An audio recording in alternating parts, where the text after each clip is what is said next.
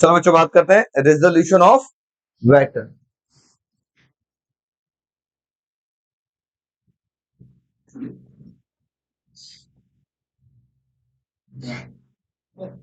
देखो बच्चा, समझो, पहले कॉन्सेप्ट समझो, बाद में ये कैसे आया वो बताता हूँ, ठीक है। सबसे पहले सपोज करो रिजॉल्व करने की जरूरत क्यों पड़ती, ये कहानी बताता हूँ, ठीक है। ये आप देखो ध्यान से, ये क्या दिख रहा है, नॉर्थ, साउथ, वेस्ट, ईस्ट, ठीक है। अब कहानी नंबर 1, अगर कोई वेक्टर इधर जा रहा है, बताओ किधर जा रहा है, ईस्ट में जा रहा है। दूसरा बोले अगर कोई वेक्टर इधर जा रहा है तो बताओ किधर जा रहा है, वेस्ट की तरफ। तीसरा पॉइंट, अगर कोई वेक्टर ऐसे जा रहा है तो बताओ किधर जा रहा है, नॉर्थ की तरफ। चौथा पॉइंट, अगर कोई वेक्टर इधर जा रहा है तो क्या है, साउथ की तरफ, ठीक है। अच्छा सर, फिर पांचवा केस देखते हैं। अगर कोई वेक्टर इधर जा रहा है, किधर जा रहा है, नॉर्थ ईस्ट, क्या जा रहा है, नॉर्थ ईस्ट। अभी तक सिंगल डायरेक्शन में जा रहा, अब दो डायरेक्शन में जा रहा है। तो जब भी कोई वेक्टर टू डायरेक्शन में जाता है तो उसको दो कंपोनेंट में तोड़ते हैं। किधर किधर जा रहा है, एक नॉर्थ की तरफ जा रहा है, दूसरा ईस्ट की तरफ जा रहा है। एक नॉर्थ की तरफ तोड़ेंगे और दूसरा ईस्ट की तरफ तोड़ेंगे, ठीक है। जिधर जाएगा उस डायरेक्शन में तोड़ेंगे। अब जैसे बताओ, अगला अगर हम बोलते हैं एग्जाम्पल, अगर कोई वेक्टर इधर जा रहा है, बताओ किधर जा रहा है, साउथ ईस्ट। इसका मतलब एक कंपोनेंट साउथ में तोड़ेंगे, दूसरा कंपोनेंट ईस्ट में तोड़ेंगे। समझ में आ रहा है। अगर मैं बोलूं कोई एग्जाम्पल, कोई वेक्टर इधर जा रहा है, बताओ किधर जा रहा है, नॉर्थ वेस्ट जा रहा है। एक कंपोनेंट नॉर्थ में तोड़ेंगे, दूसरा कंपोनेंट वेस्ट में तोड़ेंगे। एक और एग्जांपल ले लेते हैं, मान लो कोई वेक्टर इधर जा रहा है, साउथ वेस्ट। एक कंपोनेंट साउथ में तोड़ेंगे, दूसरा कंपोनेंट वेस्ट में तोड़ेंगे। यहां तक किसी को दिक्कत, यहाँ कोई दिक्कत नहीं। अब दिक्कत करना शुरू करता हूं। देखो, अब बच्चों अगर ये एंगल थीटा है और ये मान लो कोई वेक्टर है, आर वेक्टर है, तो थीटा से सटा हुआ साइड हमेशा कॉस में टूटेगा। इसका नाम क्या होगा, आर कॉस थीटा, और इसका नाम होगा आर साइन थीटा। कैसे टूटा वो भी मैं तोड़ के भी दिखाऊंगा। कैसे थीटा से सटा हुआ साइड कॉस में होता है और दूसरा वाला साइड साइन में होता है, वो भी मैं भी आपको दिखा दूंगा, ठीक है। पहले याद रखिएगा, जैसे मैं बोलूं बच्चों कि अगर ये थीटा एंगल है, ये ए वेक्टर है, तो बताओ कॉस थीटा किधर होगा, तो थीटा से सटा हुआ साइड कॉस में टूटेगा। इसका नाम क्या होगा, ए कॉस थीटा, और इसका नाम होगा ए साइन थीटा। नहीं समझ में आ रहा है। अगर मैं थीटा यहाँ लगाऊं तो बताओ कॉस किधर होगा। अगर इसका बी वेक्टर नाम ले, बोलो इसका नाम क्या होगा, बी कॉस थीटा। इसका नाम क्या होगा, बी साइन थीटा। नहीं समझ में आ रहा है। अगर मैं थीटा इधर ले लूं, बताओ कॉस किधर होगा, ये वाला होगा बी कॉस थीटा। ये क्या होगा, यहां तक समझ में आया। इसका मतलब अगर कोई वेक्टर कब हमको कंपोनेंट में तोड़ने की, ये दो कंपोनेंट होता है। ये जो वर्टिकल लाइन होता है उसको बोलते हैं वर्टिकल कंपोनेंट, जो हॉरिजॉन्टल लाइन होता है उसको बोलते हैं हॉरिजॉन्टल कंपोनेंट। हमें कंपोनेंट तोड़ने की जरूरत क्यों पड़ी, अगर कोई वेक्टर दो डायरेक्शन में जा रहा होगा तब हमें कंपोनेंट तोड़ने की जरूरत पड़ती है, ठीक है। इन दोनों का रिजल्टेंट ये होता है, इन दोनों का रिजल्टेंट ये होता है, इन दोनों का रिजल्टेंट ये होता है। लेकिन अगर कोई वेक्टर सिंगल डायरेक्शन में जाती है तो उसको कंपोनेंट में तोड़ने की जरूरत है क्या, नहीं, वो वैसे ही लिखेंगे। बात समझ आ गई, इतना नोट करो, फिर आगे बात करते हैं। रिजोल्यूशन समझ में आया।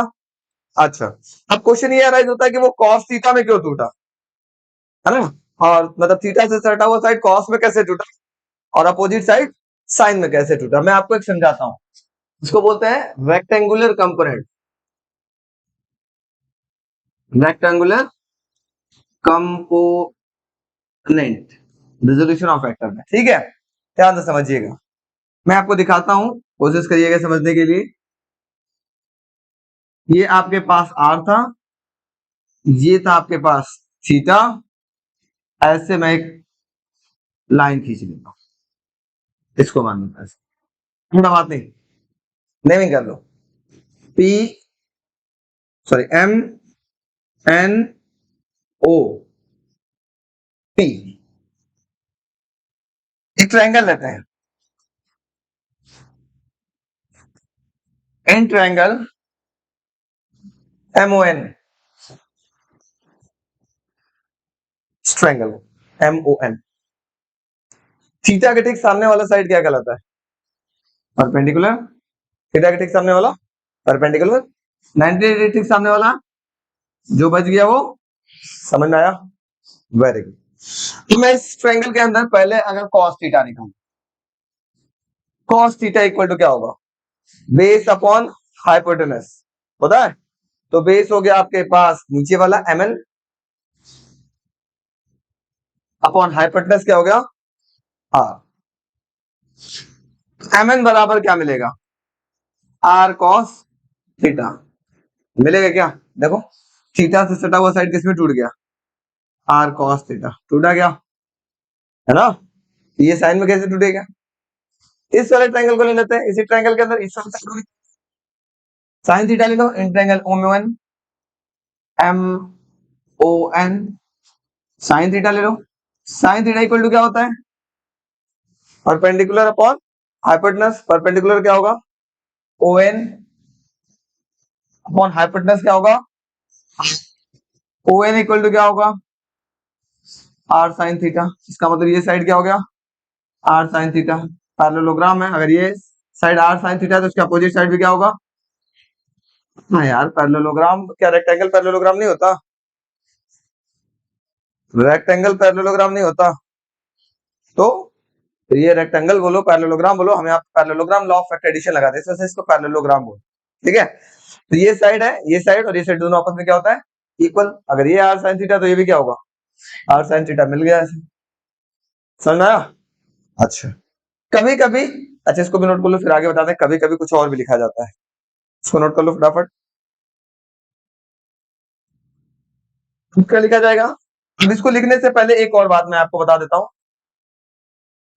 ऑर्थोगोनल ट्रायड क्या होता है? क्या बोलेंगे? Orthogonal triad.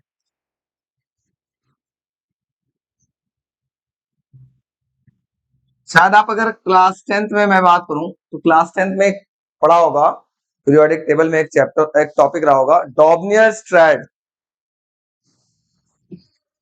तो हम लोग ट्रायड्स मींस होती है तिकड़ी, तीन लोग जैसे तीन बैठे हैं, ये ट्रायड्स है ना? ट्रायड्स मींस तिकड़ी, जैसे ट्विंस बोलते हैं जुड़ुआ को, तो तिड़ुआ को क्या बोलेंगे? ट्रायड्स, ठीक है? सो ऑर्थोगोनल किसको बोलते हैं? ऑर्थोगोनल मैथमेटिक्स से पढ़ा होगा, बताओ कैसे बोलते हैं? अच्छा, उसको ऑर्थोगोनल बोलते हैं। बहुत से कुछ भी है हवा में बोल दो बेटा। एक पढ़ा है, अच्छा ये तो कम से कम पढ़ा होगा, Fleming left hand rule, Fleming right hand rule, ये पढ़ा है कि नहीं? पढ़ा है। ये क्या कहता था? ये इसके परपेंडिकुलर, ये इसके परपेंडिकुलर और ये इसके परपेंडिकुलर, तीनों एक दूसरे के परपेंडिकुलर, इसी को बोलते हैं ऑर्थोगोनल। तीनों एक दूसरे से क्या है? परपेंडिकुलर। जैसे ये देखो, ये दीवार दिख रहा होगा आपके पास, ये आपस में एक दूसरे से परपेंडिकुलर, ये आपस में एक दूसरे से परपेंडिकुलर, और ये आपस में एक दूसरे से परपेंडिकुलर, है कि नहीं? एक दीवार के कॉर्नर देख लो, कॉर्नर तीनों जो साइड है, ऊपर वाला, इधर वाला और इस साइड वाला, तीनों एक दूसरे के क्या है? परपेंडिकुलर, है कि नहीं? तो अगर मैं ऐसे बोलूं, आप इसको एक्स एक्सिस बोलो, इसको वाई एक्सिस बोलो और इधर वाले को जेड एक्सिस बोलो, बोल सकते हो ना? एक एक्सिस को एक्स एक्सिस, वाई और जेड। एक्स एक्सिस के अलोंग में एक यूनिट वेक्टर काम करता है, ऐसे यूनिट वेक्टर को हम बोलते हैं आई कैप से रिप्रेजेंट। ध्यान देना, ये हमेशा जिंदगी भर यूज होगा, ध्यान देना बच्चों। ये होगा X axis, Y axis, Z axis. X axis के अलोंग में एक यूनिट वेक्टर जो काम करेगा, इसका नाम क्या होगा? आई कैप। जब भी आई कैप दिख गया, इसका मतलब वो एक्स एक्सिस की तरफ कुछ भी हो रहा है। अगर जे कैप दिख गया तो वाई एक्सिस के अलोंग में वो चल रहा होगा। के कैप दिख गया, इसका मतलब वो जेड एक्सिस की तरफ चल रहा है। सर अभी समझ में नहीं आया, नहीं आया कैसे आया? अभी समझाएगा। अगर मैं लिखूं, मान लो B is equal to magnetic field होता है, मैग्नेटिक फील्ड को B से रिप्रेजेंट करता है, B इज इक्वल टू लिखा हो 3x आई कैप। इसका मतलब जानते हो क्या है? इसका मतलब ये मैग्नेटिक फील्ड किस डायरेक्शन में जा रही है? अलोंग एक्स एक्सिस जा रही है। अगर मैं बोलूं B इज इक्वल टू लिख दी फोर जे कैप। इसका मतलब ये मैग्नेटिक फील्ड किधर की ओर काम कर रहा हूं, वाई एक्सिस के अलॉन्ग में काम कर। अगर मैं लिख दूं B is equal to, B vector equal to four K cap या फाइव के कैप, ये किधर की ओर काम कर रहा होगा, ये जेड एक्सिस के अलॉन्ग में काम कर, मतलब ये मैग्नेटिक फील्ड जेड की तरफ जा रहा होगा। लेकिन यहां तक समझ में आई ये तीनों। चलो अब देखो, धीरे धीरे मॉडिफाई करते हैं इसको, ऊपर रखते हैं इसको कॉर्नर। तो मैं बोलूं, ध्यान देना बेटा, अब मैं बोलूं बी वेक्टर इक्वल टू लिखाओ three X I cap plus two J cap, ये किधर चल रहा है, एक्स वाई प्लेन में चल रहा है। अभी ये एक्सिस पे चला था, सिर्फ एक एक देगा तो वो एक्सिस पे चल रहा था। प्लेन क्या होता है मैं समझाता हूं। सपोज करो ये एक्स एक्सिस है, ये वाई एक्सिस है, तो ये दीवार क्या कहलाएगा, X Y plane, X Y plane. ठीक है, ये अगर जेड एक्सिस है और ये वाई एक्सिस है तो वो दीवार क्या कहलाएगा, वाई जेड प्लेन। और अगर नीचे वो जेड एक्सिस है, ये एक्स एक्सिस है, तो नीचे क्या कहलाएगा, एक्स जेड प्लेन। ठीक है, तो प्लेन कब बना, दो एक्सिस मिलकर के एक प्लेन बनता है, जैसे एक्स और वाई दोनों मिलकर के क्या बना, प्लेन बना। इसका मतलब थ्री आई कैप, अगर मान लो सिर्फ ये लिखा था B is equal to three I cap, सिर्फ लिखा था ये चीज पहला वाला, तो वो एक्सिस पे चल रहा था, नीचे वाला एक्सिस। लेकिन अगर बोलूं three I cap plus to Z चल रहा था, इसका मतलब ये दीवार पर कहीं चल रहा है, इस दीवार पर कहीं है ये। समझ में आ रही है, नहीं समझ में आया। अगर सिर्फ एक लिखा हुआ तो वो एक्सिस पे चल रहा था, एक्सिस पे यहां चल रहा था, ये एक्सिस पे यहां पे ही चल रहा था। लेकिन अगर ये लिखा हुआ है तो ये इस प्लेन में चल रहा है, ये हो गया प्लेन, यहां पर कहीं होगा ये पॉइंट, है ना, इस प्लेन में कहीं चल रहा होगा। समझ में आ रहा है, कौन सा प्लेन में चल रहा होगा, एक्स वाई प्लेन में चल रहा होगा। अगर मैं बोलूं B vector equal to two I cap plus three K cap, बताओ ये कौन सा प्लेन में चल रहा होगा, एक्स जेड प्लेन कहां होगा, नीचे होगा, ये होगा, ये होगा ना, नहीं समझ में आ रहा है, ये हो गया एक्स जेड प्लेन, ये कौन सा प्लेन हो गया, एक्स वाई प्लेन। अगर मैं बोलूं बी वेक्टर इक्वल टू लिखाओ two J cap plus K cap, Y Z plane, Y Z यहां होगा ऐसे, वाई जेड प्लेन ये यहां कहीं होगा इसमें। समझ आ रहा है, तो अगर एक्सिस पे चल रहा है तो एक आपको दिखाई देगा, अगर दो दो दिख रहे हैं इसका मतलब वो प्लेन में चल रहा है। अगर अब तीन दिखने लगे, मान लेते हैं, अब इसको भी बाहर हटाते हैं, इसको भी यहां लेते हैं। अब मैं बोलता हूं अगर ये तीन चल रहे हो ऐसे, B vector equal to three X I cap plus two J cap plus K cap या थ्री के कैप, ये कहां होगा। अब ये हो गया बच्चों, ध्यान से सुनो, अभी तक पहला वाले केस में एक्सिस पे था, दूसरा वाले केस में दीवार पे आया, एक प्लेन में आया, तीसरा वाले केस में ये हवा में आ जाए। हवा का मतलब एक्स से भी कुछ दूरी होगा, वाई से भी कुछ दूरी होगा और जेड से भी कुछ दूरी होगा, इसी को बोलते हैं थ्री डी प्लेन, इसी को थ्री डी बोलते हैं। तीनों डायमेंशन दिख रहा है इसमें, एक्स एक्सिस का भी, वाई एक्सिस का भी और जेड एक्सिस का भी। थ्री डी प्लेन नहीं बोलते, थ्री डी बोलते हैं इसको सिंपली, ठीक है, थ्री डी। समझ ना, अगर एक दिखा तो एक्सिस पर, दो दिखा तो प्लेन पर, तीन दिखा तो हवा में, तीन दिखा तो हवा में। बात समझ में आ गई, यस नो। अब ये तो आपको कॉन्सेप्ट था, सीखना था।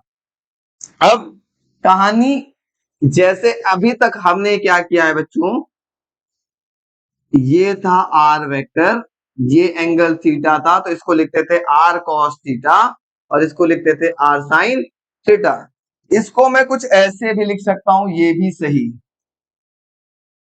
अगर ये आपके पास आर वेक्टर है, ये एंगल थीटा है, तो इसको लिख सकते हैं आर एक्स आई कैप और इसको लिखेंगे आर वाई जे कैप।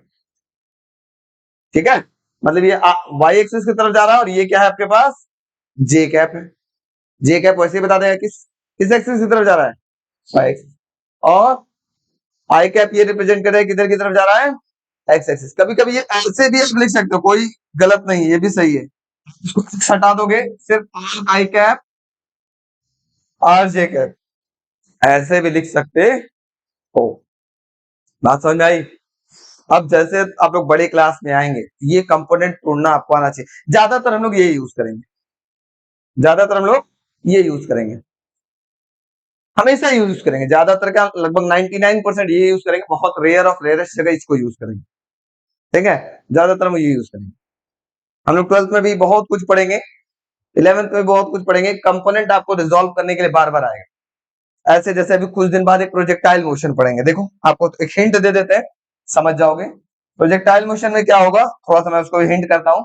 सपोज करो किसी ऑब्जेक्ट को मैं थीटा एंगल पे फेंका, इनिशियल वेलोसिटी ऐसे दिया, थीटा एंगल पे फेंका ऐसे, तो बताओ बच्चों ये किधर की ओर जा रहा है, ये किस डायरेक्शन में जा रहा है, वेलोसिटी मैंने किधर दिया,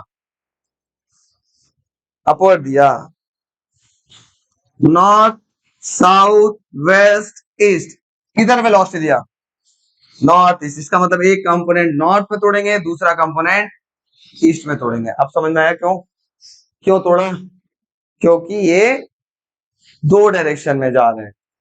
अब तुरंत हम इसमें अपने आप बता देंगे, ये अगर थीटा से सटा हुआ साइड, ये किसका नाम क्या हो, आर है, यू कॉस थीटा, यू ना है, और इसका नाम क्या होगा, बात समझ में आई।